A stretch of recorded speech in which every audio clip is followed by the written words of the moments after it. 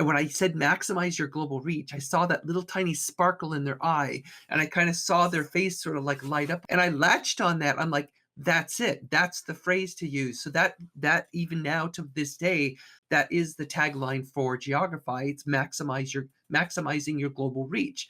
Because if I tell people, if I say I maximize your global reach, they're like, interesting. How do you do that? I'm glad you asked. Let me tell you about culturalization and respecting the players and respecting the users of your content. And then now they're willing to listen, because now it's like, if I can get your content in more countries around the world, that means more revenue.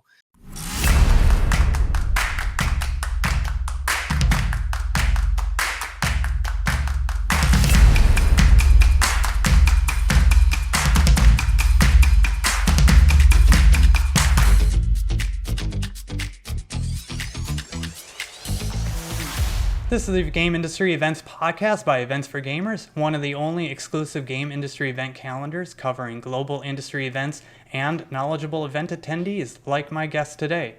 I am the founder and editor-in-chief of Events for Gamers, Matthew Anderson, and joining me today is Kay Edwards, game industry advocate, event speaker, and as you'll find out, I think, an extensive traveler around the world. Hi, Kate. Nice talking with you again. How are you? Hi, I'm doing great. Thanks for having me. Yeah, it's really great to connect with you again and finally have a platform where we can chit-chat online and show everybody what cool things that, the game industry is all about, and events that people can attend, and all the topics within that we will maybe get a little bit into today. There's so much to talk about. I've already warned our production crew here that we have maybe a part 2 out of this. We'll see what happens. No, that sounds great. No, there's so much to discuss, so I totally get it. E3 and GDC, the first few years, and I know that we've met at a few of these events before, and the one, maybe you can remember earlier than I can, but I do recall a good pool table game we had one time. I think I remember that. I can't remember the venue, though. I think that was during E3.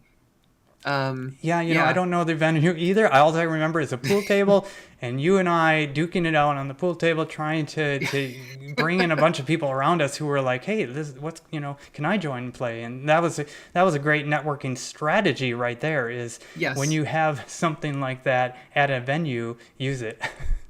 Yeah, no, absolutely. And I grew up with a billiards table in my house. So yeah, it's always been a fun thing for me to do. I don't get to do it much anymore.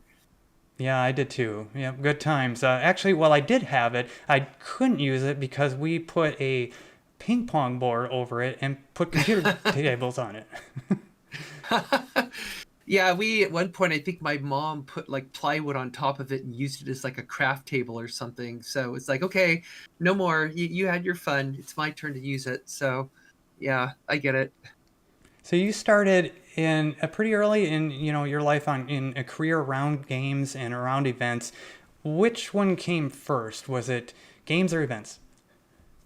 For me, it would be working on games, because I was at Microsoft at the time, because I started there in 1992. Entering as a cartographer to help them make the maps for Encarta Encyclopedia, which is a product they don't make anymore. But as my job evolved at Microsoft, and eventually I became their geopolitical strategist, that's the title I gave myself. And once I started working on the games at Microsoft, all the original stuff like Age of Empires and Halo and Fable and all that fun stuff back in the early Xbox era, I started to go to GDC and E3 as part of my responsibility. And so we're talking way back in like the early 2000s is when I first started attending those events. So it's like I remember E3 in its glory days, the heydays. I think it kind of peaked around 2005 or 6 when it just got so massive. It was such a huge event, just crazy. Because then I think it was 2007 and 8 is when they pared it way down. They made it more like an executive thing, which everyone hated, and why eventually it went back to its other format. But those were fun times. That's when it was a very different era for the game industry back then. I mean, obviously very dominated by consoles and PC to some degree. But it is nostalgic. I mean, it was fun. It was just different. Yeah, it's definitely very different. And, events come and go all the time. And we'll talk a lot more about those a little bit later in this podcast. But I know that, the beginnings of the industry, people always want to know from somebody who's been, so prominent in the industry and around how have things changed? And there's certainly a lot that's changed in the last few years. And we'll get into that too. Yeah. Your history in games, that crossover from games to events, kind of doesn't go just with the professional side of the events, but also when things like Global Game Jam, helping out Mhm. other gamers to build a career in the game industry. Yeah, absolutely. There's kind of those two different sides to my career. I mean, obviously, there's the culturalization work I've been doing as a geographer for what I'm now entering my 32nd year of doing that work in the game industry, and think I started on my 292nd game last week, something like that, which is mind blowing to me. So there's that side, but then I think it was about a decade into my time in the game industry when I really kind of developed more of an advocacy heart for this industry, because I love working with people in this industry. I love these people. I love what they do. I love the skill that they have and the passion they have for what they do. But then when I kind of looked at the broader landscape of the industry, like looking at crunch time and unfair labor practices and the lack of inclusivity and all kinds of issues across the industry, I felt compelled to step up and try and help do whatever I can to improve that side of things, which is that's what compelled me to eventually be the executive director of the International Game Developers Association, and I ran that for 5 years. And of course, in that capacity, running it, I was deeply involved in events, helping, set up our presence at GDC and E3, and then, going to Gamescom and things like that. And then, of course, after I left after I left the IGDA in 2017, 2 years later, I was contacted by Global Game Jam to run that event. And of course, we're talking about the world's largest game creation event that happens every January. And that was, I saw just like an utter privilege on my part, because I mean, it's just, I love what the Global Game Jam stands for. It's just this incredible event which fosters game development skills. And for many people in this industry, if you ask them, how did you get your start, many people point to the Global Game Jam as being like the first time they ever worked on a game, or they actually worked with a team and to get a game done, outside of like working on a school project. So that was amazing to be able to run the Global Game Jam, even though I was running it when COVID hit. So we had to figure out, how do we run an event like this of this scale, when we have something like COVID happening. And I mean, just to give people a little bit of the sense of the scale of it, is we usually have about 40 to 50,000 people around the world at over 900 live sites creating games. And typically they create in that one weekend about over, somewhere around 10,000 games every year. It's staggering the amount of people who are involved, and trying to orchestrate that is not easy. Yeah, I can imagine. I mean, Global Game Jam, I've participated in jams before, and it's one thing is you get, yes, an opportunity to, as a new person in the industry or somebody who wants to join the industry, an opportunity to present themselves and show their skills in a fun, lighthearted way. It's like no pressure, just, have fun. But also you bring together a mix of those new and veterans in the industry, and that's where the magic really happens, is that networking and that camaraderie. And so that, I think, under your direction and leadership there, the Global Game Jam has had a long and prosperous history, and I know it continues to this day, and it's definitely a cornerstone of the industry moving forward. Yeah, I totally agree. I mean, it's just there's people now who basically, it is an expected thing. It's like it's one of those events which it has been going on since 2009, and I can't imagine it not happening. And many people can't. It's just like, it's one of those foundational things about the game industry, just like GDC, just like Gamescom, and a few other events that have been going on, every single year for many, many years now. It's one of those things that people look forward to, and they always have it on their calendar. As soon as we announce the date for the next year, people are like, okay, I'm in.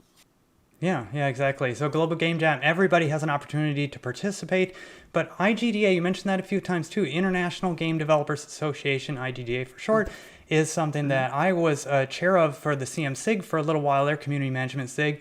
I've always been a fan, you could say, and I've certainly attended the IGDA parties at GDC. Always recommend that Yep. on Wednesday, I believe, at the museum Yep. across the way, the Yep. Children's Museum. So those two events, both Global Game Jam, which is broad, and IGDA, which is, well, that's also broad, I suppose, too, but has some more of the connection opportunities Hmm. for Hmm. everybody. And I think those, they should always be in everybody's minds if you're part of the game industry. Yeah, no, absolutely. I mean, the Global Game Jam, I highly encourage people to check it out. I mean, if they've never heard of it, well, you've heard of it now, and we just had it like a week or two ago. So sorry, you just missed it. But there's other opportunities throughout the year. If they go to the Global Game Jam website, they can check out, there's other game jams like partner jams and other things that happen. And the IGDA is a great place to network with other people in the industry. It's like when I left Microsoft in 2005, I left with the intention to be a consultant, to do this culturalization work as a consultant, but I wanted to do it mostly on video games because that's where my passion is, and that's what I loved working on the most. And so, in order to get closer to the game industry and people working in it, that's why I joined the IGDA myself and said I need to be better connected to people who are working in this industry. And then while I was, in the IGDA, I just got very active. I helped revive the IGDA Seattle chapter, and then there wasn't a localization special interest group, so I created one because I felt there needed to be one. And so by my kind of visibility, doing these leadership roles within the IGDA is when eventually that's when the board of directors reached out to me and said, "Hey, would you be interested in actually running the entire global organization?" And I was not completely in for that at first. But I did the interview just because, hey, they want to talk to me, so let's talk. Um, and then it kind of grew on me, the idea that, yeah, I think I can do this. In fact, there's a lot of ideas I had for improving the organization. So eventually I'm like, just like, yeah, I want to do this. So that's when I, took the job. And of course, my consulting work continued, but it was happening on the side. It kind of went over and became like more of a hobby that I did in my spare time. And that was same as true as when I ran the Global Game Jam, because I just can't do everything as much as I want to. You do so much too. Like every time I see some sort of post or update from you on LinkedIn, everybody, by the way, in the description for this video, we will have all of the contact links that you can use to follow Kate and her adventures and her experiences. And it just blows my mind what you have accomplished. And we haven't even really started. We're still in the, hey, Kate, how you doing phase here of this podcast. So I think that this is a good segue perhaps into, we talked about some of the game industry, a little bit of events that you've attended, some of the things that Mhm. have been bestowed upon you in the industry and that you've graciously accepted. And now I want to really understand a little bit more about your own initiatives and efforts to, expand beyond, I think, the game industry a little bit, and maybe it's still in events, and talk about your Geogrify LLC and Yeah, I almost said it backwards. SetJetters. Do I have that right? SetJetters, yeah. So yeah, when people ask me, because I often get asked, they're like, "So what exactly do you do?" And I tell them I do three things. I travel and speak because I'm usually traveling about 80% of the year to speak at events. So I'm very familiar with many different kinds of events around the world, mostly in the game industry, not exclusively, but most of the talking I do is at game industry events. Or if I'm not at a game industry event, I'm talking about games at a different event. Um, so that's a big part of what I do, and I love it. I love public speaking, as an introvert, baseline introvert who can fake extroversion really well, like I'm doing right now. The second thing I do, of course, is what my do under my Geogrify label, which is my culturalization consulting. So basically, what that means is I help game developers essentially prevent them from making political and cultural mistakes that get them in trouble in different markets around the world. And the reason this is different from localization, which is mainly about language translation. So of course, all the text that's in the game, you want to translate that into the local language to make it more legible for the local markets, that which is completely understandable and necessary. But what I do is I look at everything else other than the language. So I look at character design, I look at the environments, I look at the story, I look at so many different factors that can affect whether or not the game might be viable in a specific market. I mean, sometimes it could be the appearance of a certain symbol on a character's uniform. Sometimes, like in dancing games, it could be a gesture that people use, like this gesture, which, you know, for a lot of people it's positive, it means thumbs up, but in some countries it's the same as the middle finger. Okay, we won't use that for the thumbnail of this video. Got it? Yeah, so yeah, the thumbnail. So we have to be really careful about that kind of thing. And most people, and not just game creators, but media, creative media, does not think as in a detailed fashion about that kind of stuff as they probably should, especially today in a market that is so globalized, and our content goes all over the world, whether we want it to or not. And so it's really important for us to be mindful of, basically what is our content saying about us as creators, especially if we have things in there that we don't intend to offend people, we don't intend to piss people off, whether it's a government or whether it's people at a local market.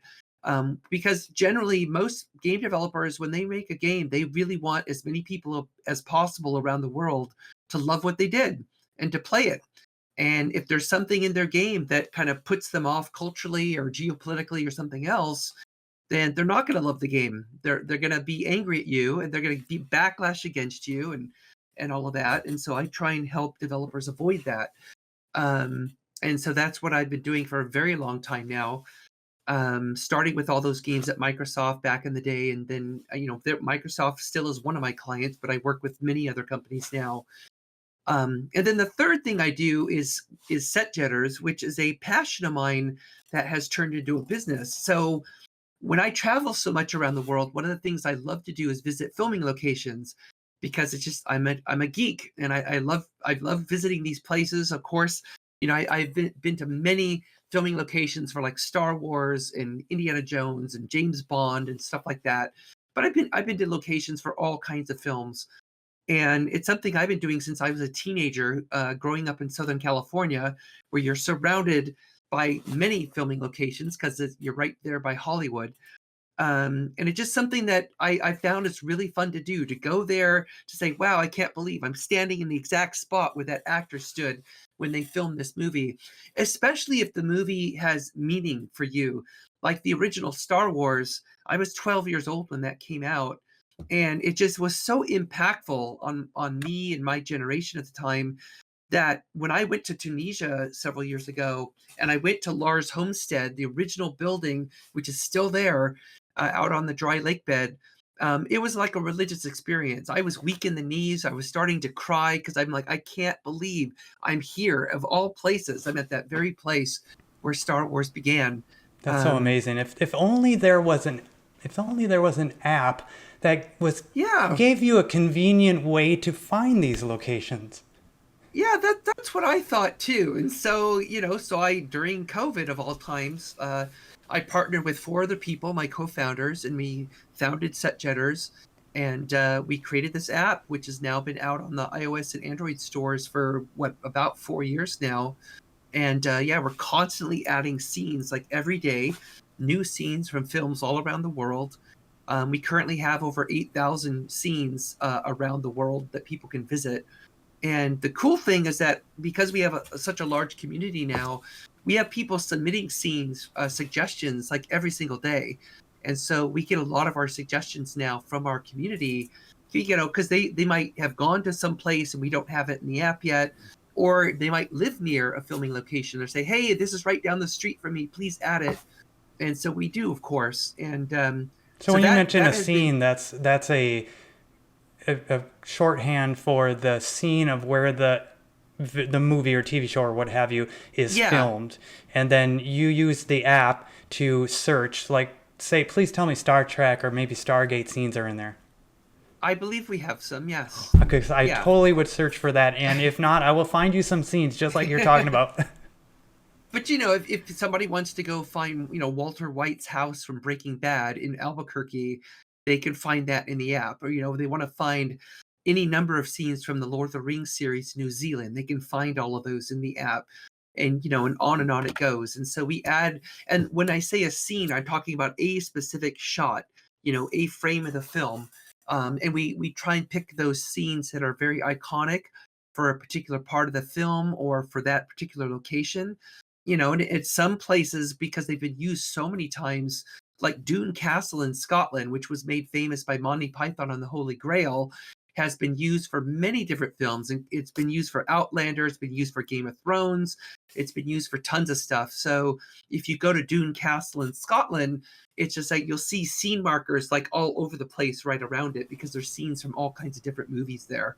Oh, so you could use one of those markers or one of those references through your community, through the app, to look at a scene and go, okay, I'm going to go and I'm going to place myself in the position of the famous actor. And then you can do a side-by-side social media post comparison. Yeah, exactly. And our app actually empowers you to make that side-by-side. It's called what we call a shot sync. So you use your phone and you line up the shot using the app. So it automatically creates that before and after shot for you when you use our app. And I that was part of my contribution to the whole effort, because I knew as a lifelong film tourist that that's what everybody wants to do. They always want to show, like, here's the shot from the film and here's the shot I just took, like, with me in it. So we've enabled that through the app. So it's a lot of fun. It's a really fun activity. I'll definitely, as before we were talking offline, I did already add it to my phone, so I have it now. And I encourage everybody to grab it. We will have all those links and access to your apps and again, social media channels in the description. Yeah, I wanted to ask about your work on Indiana Jones and the Great Circle project. Yeah. So talk a little bit about that. Yeah, so that was super fun to work on, because I'm a huge Indiana Jones geek, as you might be able to tell from some of the stuff behind me if you can see it. But besides the fact that I'm a fan, it was a great project because they reached out to me about helping them with the historical accuracy. That was the initial request, because it takes place in 1937, and of course they were going to have the flyover maps, when he's traveling, and with the red line and everything. And so I was helping them with that. And then they were asking additional questions like, hey, we need an Egyptologist to help us with the hieroglyphs, or we need an Egyptologist to help us with the artifacts that we're going to put in the game and to make sure that it's authentic and accurate. And so I'm like, yeah, I have somebody in my network that I can bring in. So I brought in an Egyptologist, and there was actually a few of them who helped. I found a Thai archaeologist to help with the scenes from the Sukhothai region, which is in the game. And then I even had a geologist help as well. Because if you've played the game or if you haven't played the game, there's these stones that you're looking for, and the stones are made out of different materials, different minerals that are found in different places of the world. And so the geologist helped me determine like which ones are not realistic. Like this stone is found in Egypt. Would that particular type of mineral actually be found in Egypt or not? And so that's how detailed our accuracy was. And it was just such a fun process to do this, and just kind of work through those problems, work with the narrative team and the design team. We had for example, the Egyptologist read through the script and flagged like one of the puzzle mechanisms that was in the Egypt level, and said the ancient Egyptians never would have done this. They did not have that kind of technology. So in the narrative team, they didn't know that. So they're just like, well, we just kind of made it up. But the Egyptologist said, but here's an idea. They said there's a hotly debated site in southern Egypt where there is a type of technology that we don't know exactly what it was used for. But why not base this trap on that technology? Because then it has a little bit of truth to it. And then you can kind of build, the fiction around that little truth. And the game team was like, that sounds great. We'll do that. So, so it's like, that's the value of bringing in that kind of expertise into a game like this. And it was just, the whole process was so positive. It went so well.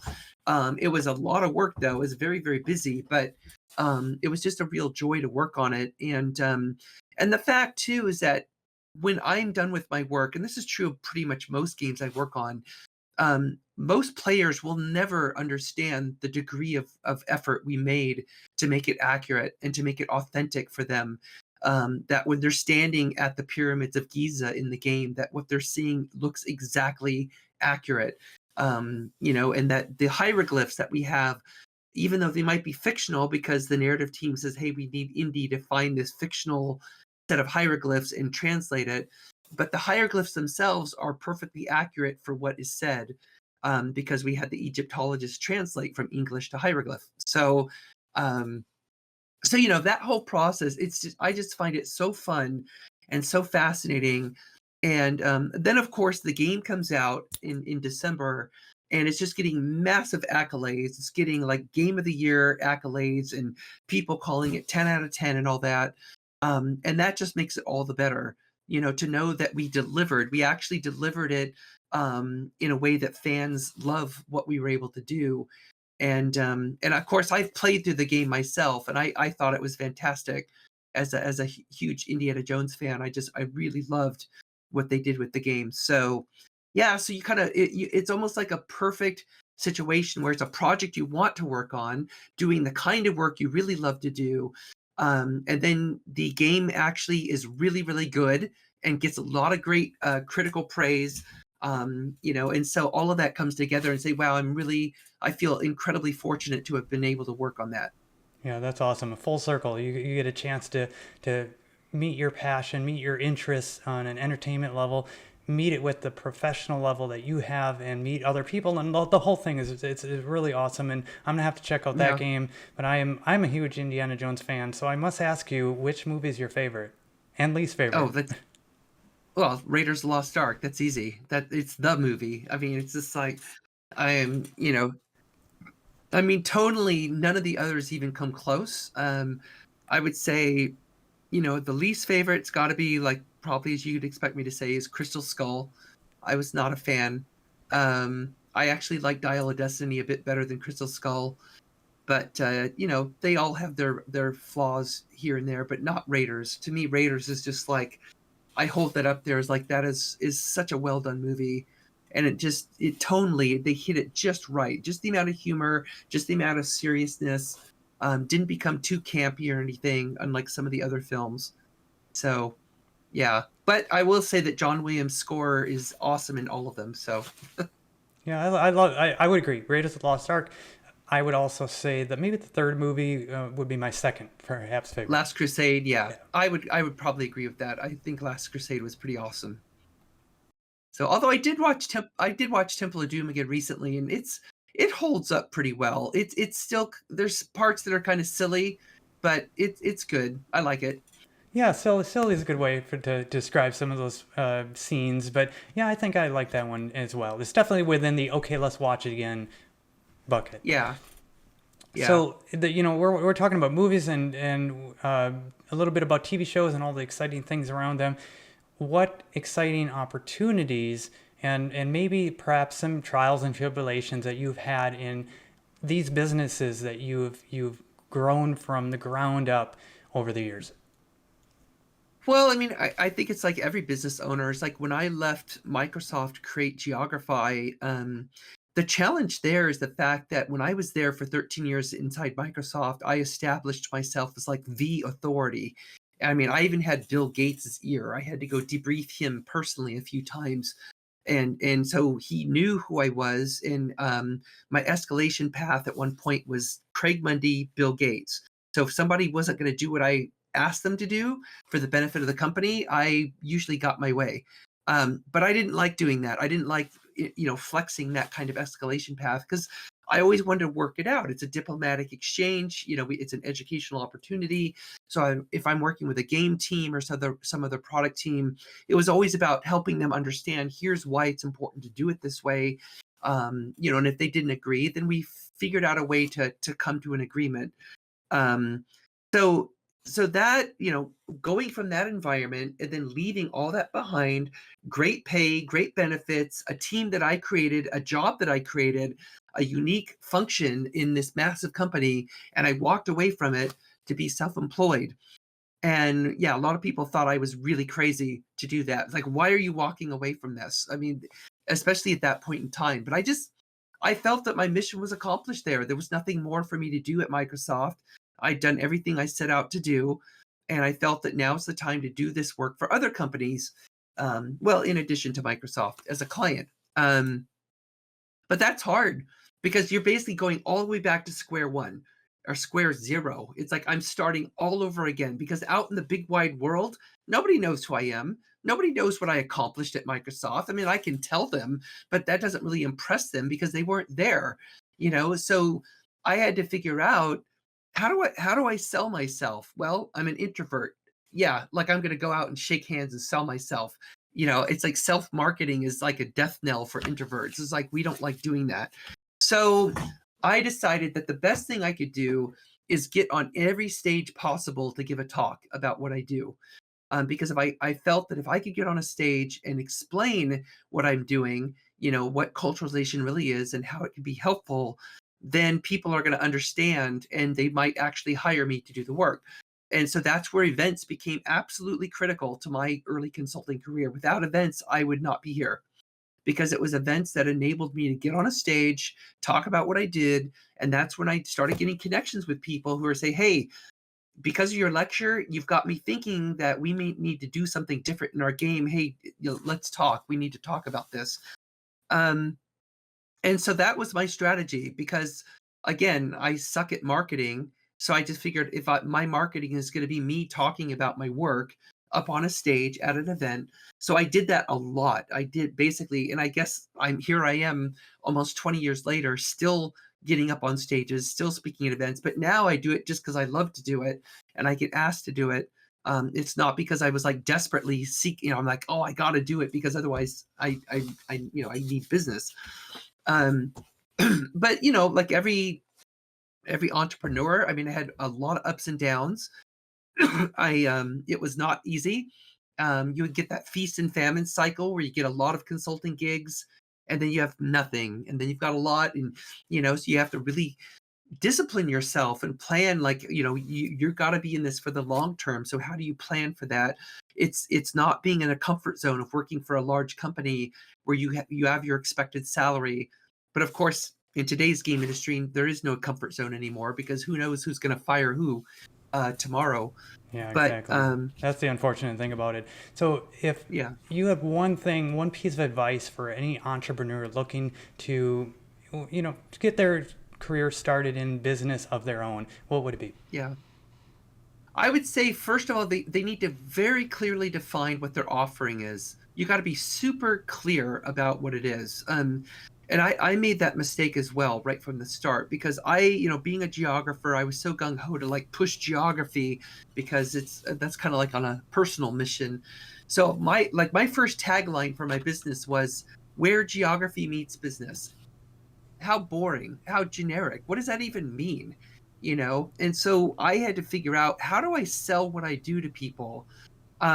And then what I did is I just became a student of watching. Well, I mean, it's comes with my territory of the job that I do, is looking at body language and people's reactions and how their face reacts and things like that. And I noticed that when I would describe to people in my little elevator pitch what I did for a living, and I used a phrase, I said, I maximize the global reach of your game content. And when I said maximize your global reach, I saw that little tiny sparkle in their eye, and I kind of saw their face sort of like light up a little bit. And I latched on that. I'm like, that's it. That's the phrase to use. So that even now to this day, that is the tagline for Geogrify. It's maximizing your global reach. Because if I tell people, if I say I maximize your global reach, they're like, interesting. How do you do that? I'm glad you asked. Let me tell you about culturalization and respecting the players and respecting the users of your content. And then now they're willing to listen because now it's like, if I can get your content in more countries around the world, that means more revenue. When you described that to me, one of the things that came across my mind was the first phrase was, you're telling me about you. Now, there may be some element of how I can help you eventually in the second and third sentence and whatnot. But right off the Yeah. gate, you're telling me about you, which is great. I like you. I want to learn more about you, or whatever they're thinking at that time. Yeah. The second way you phrased it was instantly turning it around and saying something that would benefit me, because really that's where Yes. why they want to listen to you, right? Exactly. And that to me was exactly what I mentioned about you have to figure out what you're offering, what's your value proposition. And for me, once I latched onto that phrase, which is about 2 years into my consulting, that was it. I mean, I knew I kind of had it. And then I kind of developed the rest of my messaging around that. And so once I had that key thing, but of course, I'm talking also from a position that my job is a lot different. It's not usual. It's not typical. So I was trying to sell something that most people have never even heard of, as opposed to like, becoming a consultant for like, product design or production or something like that. So that made it doubly hard for me, is like, not only am I trying to sell myself and my services, but I'm trying to sell something that they've never heard of before. I've had that problem with events for gamers, because I created that title and stuck with it from the very beginning and years ago. And at first I was worried about, well, I want to focus on conferences, conventions, and events, right? That's the core of the site. And now obviously here we are with podcasts and other things. But at first people would say, well, oh, it's events and games, like a contest where you can win prizes. And I'm like, no. That's not what it is. Or, it's just for kids, or it's just for, the Yeah. casual going to Gen Con and PAX kind of people. The casual non Yeah. publisher developer crowd. And I'm like, no, it's actually the reverse of that. So it really took a while to get that brand name, which I still love. I won't, Hmm. I think, get rid of the brand name, because it sticks with you. E4G, Events for Gamers, has a little ring to it. Yeah. Yeah. And I mean, pick your favorite restaurant or somewhere else that has a brand name that has absolutely nothing to do with the food. Yeah. Yeah, exactly. No, I think it's great. Plus the fact that, I mean, gamers, it's like, well, yeah, all of us in the game industry are gamers. We all play, so it's just like that includes us too, Yeah, thank you you know. so much, because that's why gamers is in the title, and I wasn't sure if that was missed, because yes, there's a lot of biz dev and professional elements to the services we provide, but we're all gamers. We are. All the friends and networking associates that I know in the industry have had somebody they know and themselves get laid off. Hmm. And I think, I don't know what to do about it. I don't know how to help them. Like, you are in a much better position to do that. So what are some ways that you, and maybe you can tell others to, participate in the industry to make it better? Well, I think, what we're seeing is there's a lot of reasons, and it's been discussed elsewhere, that we don't really have to go into depth on about why this is happening. I mean, there's some key macro factors, the larger macro inflation that's been going on, things like that, a bit of recession and whatnot, which has mainly made investors very skittish. They're holding onto their money. Any kind of capital has been more or less frozen because of because of inflation. But then there's a lot of industry specific things that's happening, which is really frustrating with the poor leadership and poor management of a lot of these large companies. And I'll just say it bluntly, because I believe that's the case, and I think there's others who agree with that. The way to manage your way through these crises, doing massive layoffs does not really help. And I understand what they're trying to do. And in some cases, they're basically trying to give the short-term spark to the stock to make the shareholders happy. Even though some of these companies have massive reserves of cash, massive, I'm talking billions and billions. Do they? Because I was wondering about that, and it seems like every time, especially large companies, lay off a bunch of people, yes, it drives their investors happy Yeah, with the results of that, not the act, I hope, but yeah, the results of it. And I think too, well, don't you have a little bit of money in the bank to smooth things over? they do. They do, but they're not willing to crack that open, because then the investors or the shareholders don't really see that as a positive sign. If you start tapping into your cash reserves, they see that as a potential sign of weakness or desperation. You're just going to have to hire more people again eventually if you're going to want to grow again, Well, right? of course, it's going to be cyclical. So, it's very frustrating to me to see a lot of these larger companies give into that. But then there's also, creative decision making that's going awry as well. With there's a lot of things I could say about this. I don't want to go into the weeds too much, but the main thing is like, how do you navigate this?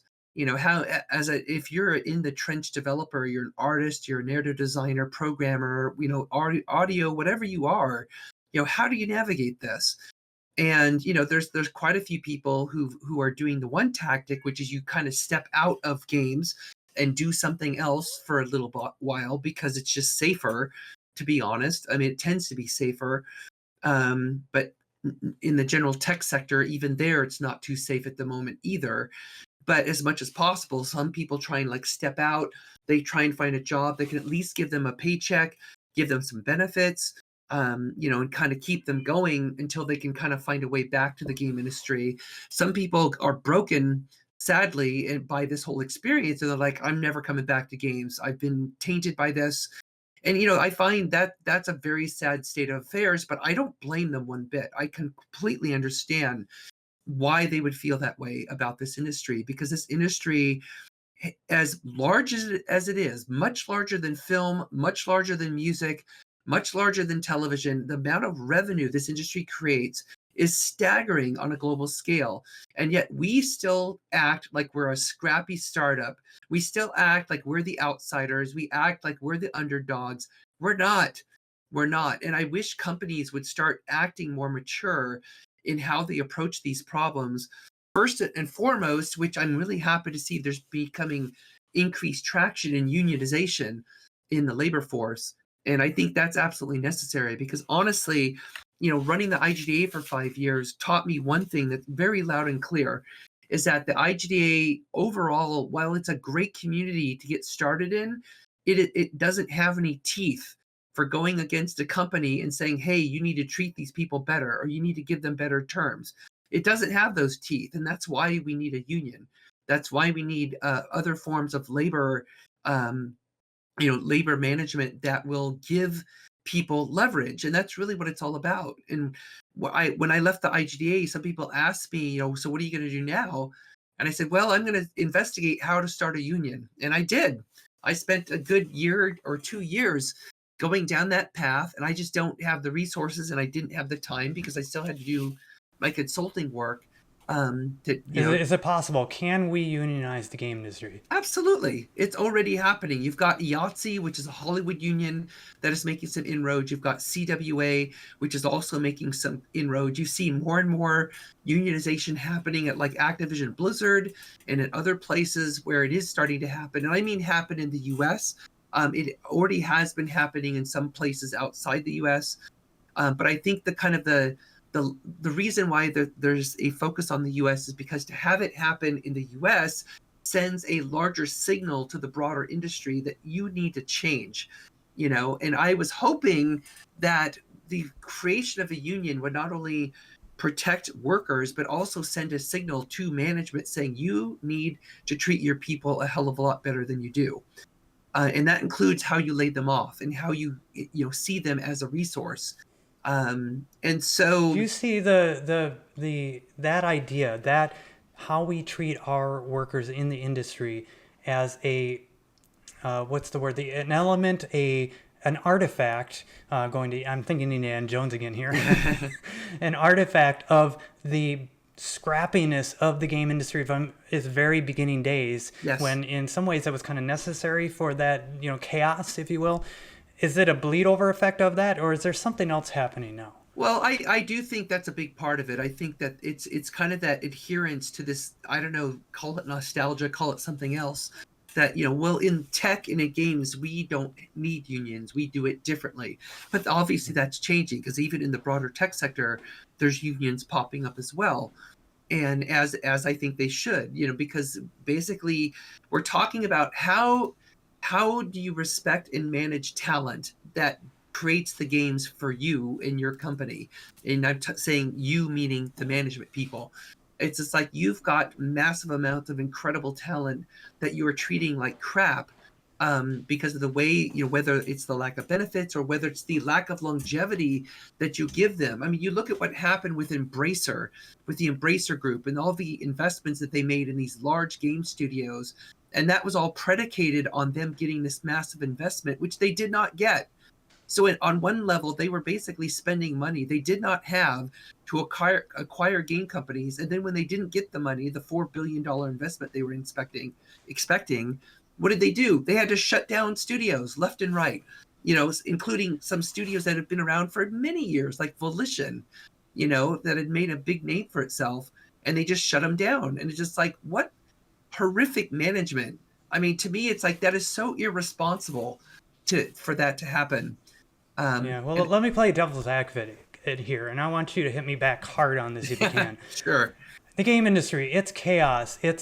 We've got a lot going on. There's growth here, growth there. People are changing positions all the time. It's a very creative industry, and there is, with creativity, always the chance that the project in question is not going to succeed. In fact, most of the time it doesn't succeed, right? Especially in the mobile game industry, there is a lot of risk. Mm-hmm. So we have to let people go. We have to do these cycles because otherwise we wouldn't be able to do it at all. Yeah.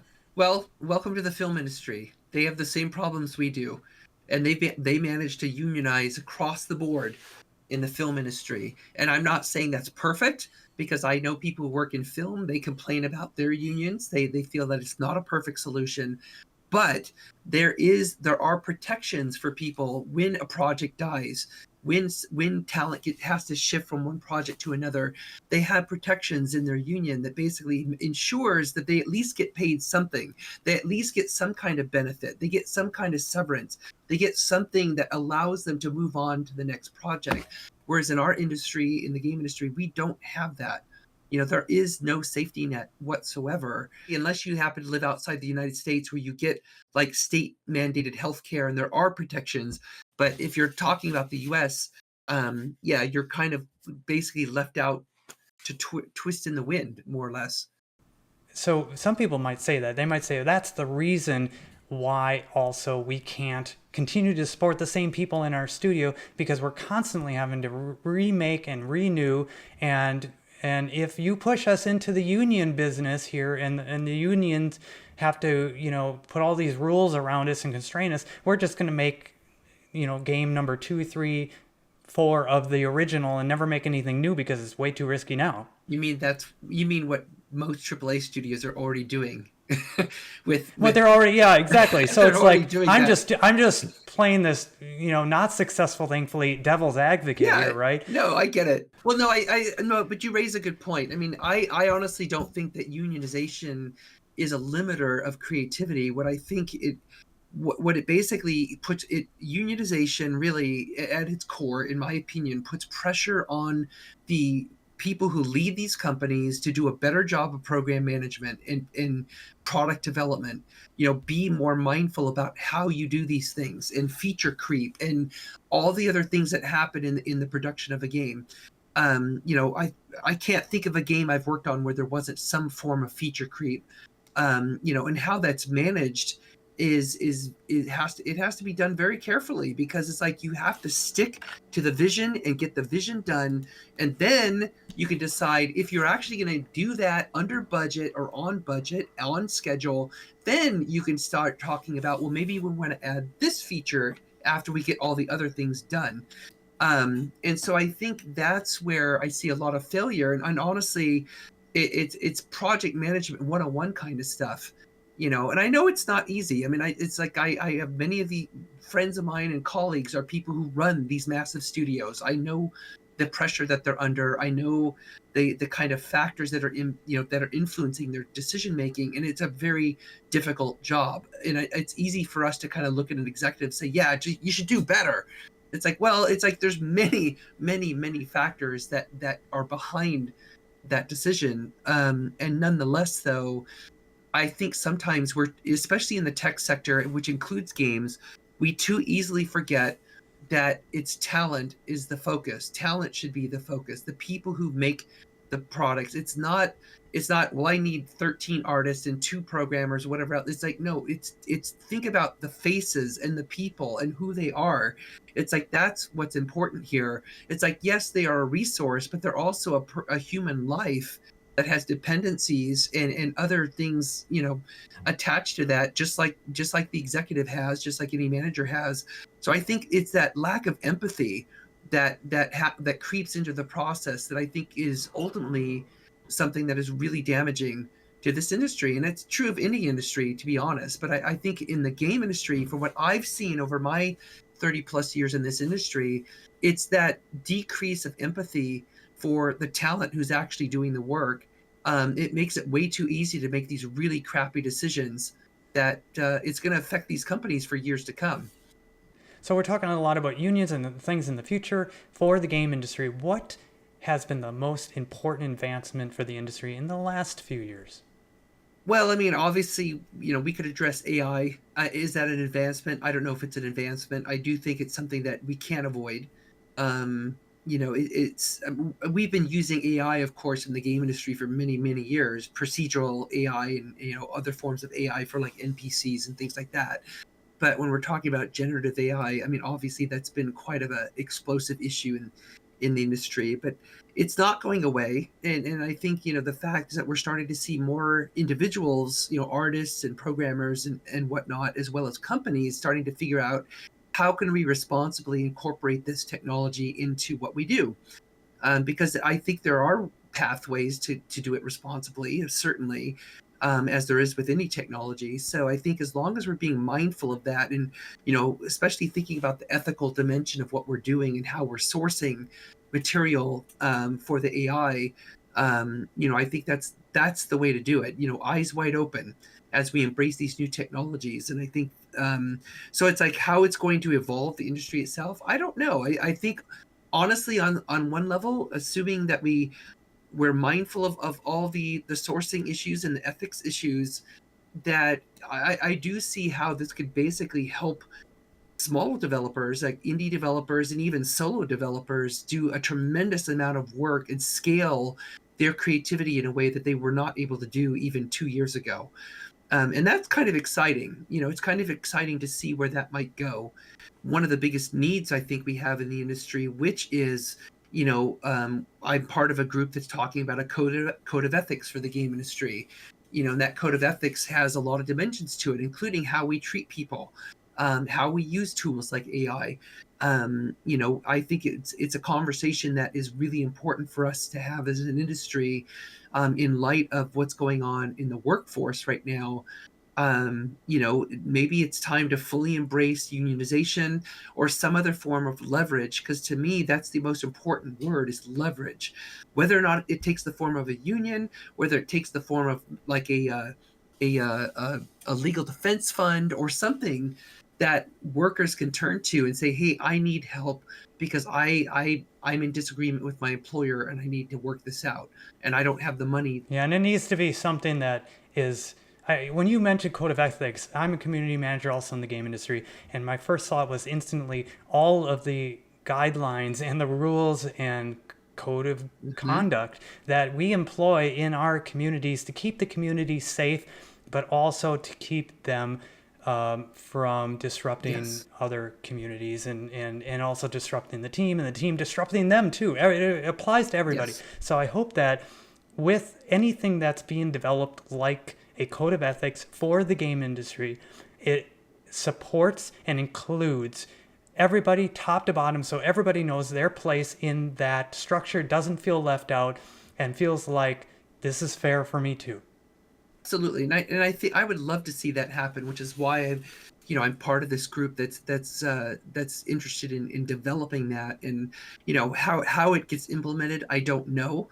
But I think we need to have that conversation first, and I think the conversation lays a great foundation for how we treat a lot of these other bigger problems that we're facing right now. How do we hire? How do we retain? How do we lay off? How do we manage our workforce? How do we manage projects in a way that's ethical, which includes how we treat the people? How do we ethically include technology that might be using somebody else's work, which that's not ethical. But all of these big questions that we face right now as the industry continues to evolve, and continues to be this massive force, I think is critical, that we have to have that conversation. Well, speaking of like that conversation, I can only think of the one obvious choice is to attend an event and a conference or a convention or any sort of gathering in your area. Get to events and have that conversation with other professionals in the industry. It doesn't have you don't have to worry about the CEO of some company showing up. Talk to just another like-minded person on your level to get that conversation started, because I think that's one thing that we need to keep pushing. Yeah, I couldn't agree more. I mean, dialogue is the key. I mean, we have to have these dialogues. We have to be talking about it. I mean, currently, there's such a wide range of issues that we need to be making sure that we don't lose track of, including how we're treating people in the workforce, including the tools, including, inclusivity and diversity, and how critically important those are to our industry, despite what certain leaders in the US and elsewhere are saying that DEI is a problem. It's not a problem. It's something that we need to embrace and continue thinking about, and keep be vocalizing about, because it's very important. Briefly on events, what ones would you recommend someone who has a need to voice and contribute in this way?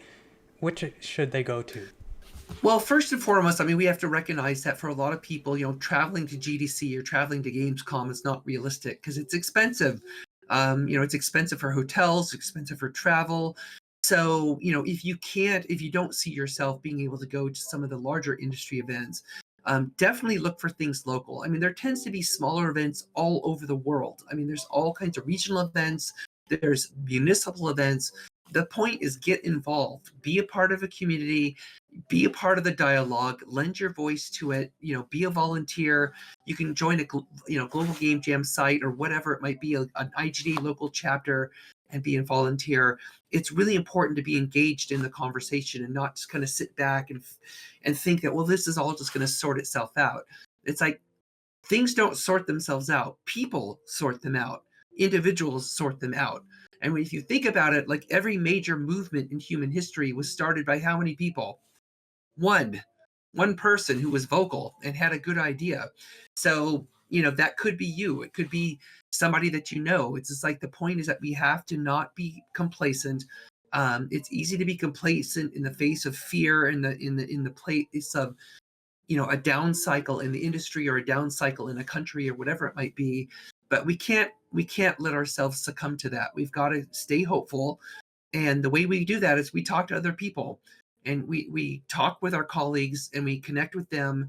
And events is a critical way to do that. I mean, for me, it's absolutely essential because my social circle is out there in the world. It's at all of these events. I'll see many of the same people throughout several events over the year. I'm not going to see them where I live. I'm not going to see them here. When I go home from a trip, I'm pretty much like a hermit. I don't do a lot of stuff while I'm home because I'm like heads down working and enjoying the fact that I'm actually home. So yeah, you've got to be part of that conversation. So I would look for any kind of event, including events that are online.